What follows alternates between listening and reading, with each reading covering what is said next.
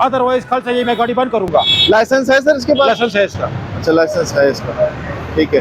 तो ये fitness certificate जो है वो बहुत ज़रूरी होता है जिस वक्त आप चल रहे होते हैं, और फिटनेस सर्टिफिकेट का मकसद भी इन्होंने बता दिया आपको कि फिटनेस सर्टिफिकेट का मकसद क्या होता है। और जब आप सड़क पे निकलते हैं तो आपके पास अपने कागजात मुकम्मल होने चाहिए। सर ये बताइएगा कि क्या क्या चीज़ें आपके पास मुकम्मल होनी चाहिए जब आप सड़क पे निकलते ये हैं? जो कमर्शियल गाड़ियाँ है या पब्लिक सर्विस गाड़ियाँ है, इनके लिए ये तीन चीज़ें बहुत लाजमी है। एक इनका ड्राइविंग लाइसेंस, एक रूट परमिट, एक कौन सी रूट की गाड़ी है, एक इनका होता है रजिस्ट्रेशन बुक।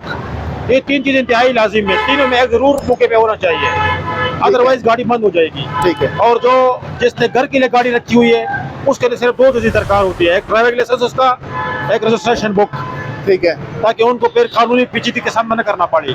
ठीक है, सही है।